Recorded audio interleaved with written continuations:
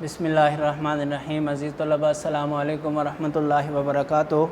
بچوں، آج ہمارا سبق نمبر 23 ہے اور جماعت نحو کے اردو قواعد و انشاء میں سے خطوط نویسی کا ہم آغاز کر رہے ہیں۔ اور آپ کو پتہ ہے کہ ہر چیز کے کرنے کے لیے قواعد و ضوابط اور اصول ہوتے ہیں، اسی طرح خطوط نویسی کے بھی اصول و ضوابط ہیں۔ تو آج ہم یہ دیکھیں گے کہ خطوط لکھتے وقت کن کن چیزوں کو ملحوظ رکھا جاتا ہے، کن سے اجتناب کیا جاتا ہے، انہیں ہی اصول و ضوابط کہتے ہیں۔ تو آپ دیکھ سکتے ہیں کہ آپ کی کتاب میں قواعد و انشاء میں جہاں سے خطوط نویسی شروع ہو رہی ہے وہاں باب ششم سے وہاں ہدایات کے عنوان سے یہ چیزیں لکھی ہوئی ہیں۔ دیکھیں، خط ایک تحریری ملاقات ہے جس سے ہم اپنے اپنے حالات ایک دوسرے کو بتاتے ہیں، اسی وجہ سے خط کو نصف الملاقات کہا جاتا ہے۔ نصف الملاقات، آدھی ملاقات، یہ نصف ملاقات ہے۔ نصف الملاقات شاید املا کی یا کس طرح کی غلطی ہے، نصف ملاقات کہا جاتا ہے، نصف الملاقات نہیں کہا جاتا۔ اگرچہ ہم ایک دوسرے کو دیکھ نہیں پاتے مگر اپنے اور دوسروں کے حالات سے آگاہ ہو جاتے ہیں۔ خط لکھتے وقت ان ہدایات پر عمل کیجیے۔ خط لکھتے وقت یوں سمجھیے کہ آپ جسے خط لکھ رہے ہیں وہ آپ کے سامنے بیٹھا ہوا ہے اور آپ کی باتیں غور سے سن رہا ہے، اس لیے اس کے بڑے یا چھوٹے ہونے کا لحاظ رکھتے ہوئے بات کرنی ہے۔ آپ اگر والد صاحب کو لکھ رہے ہیں تو ان کے ساتھ والد صاحب والی زبان استعمال کرنی ہے، بیٹے کو لکھ رہے ہیں تو بیٹے والی، بڑے بھائی ہیں تو ان کے ساتھ، چھوٹے بھائی ہیں تو ان کے ساتھ، جو بھی آپ کا مخاطب ہے، گویا کہ آپ اگر اس کے سامنے بیٹھ کر ایک کلام کرتے تو جن چیزوں کو ملحوظ رکھتے، خط میں بھی انہی کو ملحوظ رکھ رہے ہیں۔ نمبر 2 ہے، جو کچھ آپ لکھنا یا کہنا چاہتے ہیں وہ مختصر الفاظ میں لکھیں تاکہ اپنا اور دوسروں کا وقت ضائع نہ ہو۔ اور 3 ہے کہ خط میں کوئی فضول بات نہ لکھیں، مطلب کی باتیں لکھیں اور جو کچھ لکھیں صاف اور خوش خط لکھیں۔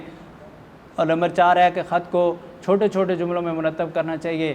لمبے فقرے اکثر الجھن کا باعث ہوتے ہیں، تحریر میں بھدا پن پیدا ہوتا ہے، تحریر بری لگتی ہے۔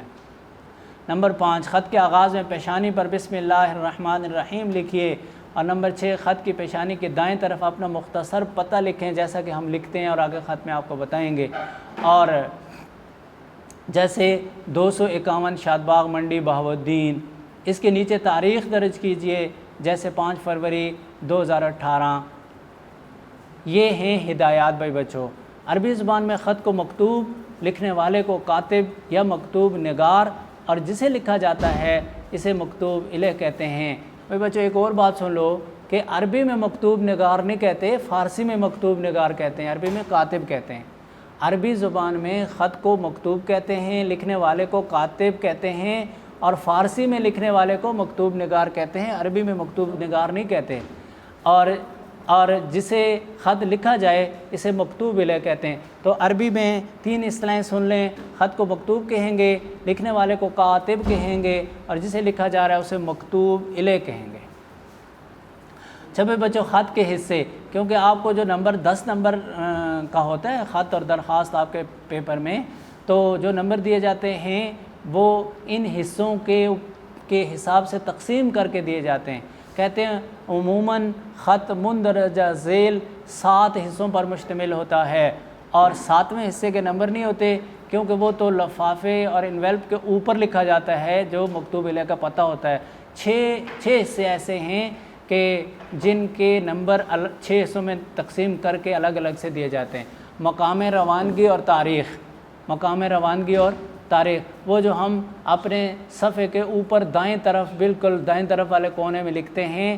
مثلاً ہم یہاں سے لکھیں تو ہم لکھیں گے 17 کلومیٹر فیروز پور روڈ لاہور، اور نیچے لکھیں گے تاریخ جو بھی کوئی ہو۔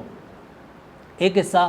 نمبر 2 القاب، نمبر 2 القاب۔ اور بچوں، القاب و آداب، القاب ہر ایک کے لیے الگ الگ ہیں۔ مثلاً والد صاحب ہیں تو محترم ابا جان، والدہ ہیں تو محترمہ امی جان، وغیرہ وغیرہ، آگے آپ وہ بھی پڑھ لیں گے۔ اور اس کے بعد آداب و تسلیمات، آداب و تسلیمات، السلام علیکم، آداب، اس طرح لکھا جاتا ہے۔ یہ تیسرا حصہ ہے۔ تو گویا کہ خط کے اوپر دائیں کونے میں 2 چیزیں ہوتی ہیں، ایک مقام روانگی اور ایک تاریخ، اور پھر نیچے آئیں گے تو درمیان صفحے کے ہی یا دائیں طرف القاب و آداب بھی اور تسلیمات بھی ایک ساتھ ہوتے ہیں، یا القاب و آداب ایک لائن میں اور تسلیمات دوسری لائن کے شروع میں، خط کے شروع میں۔ خط کا مضمون جو آپ لکھنا چاہتے ہیں، اختتام مکتوب عام طور پر کیا ہوتا ہے بھائی بچوں؟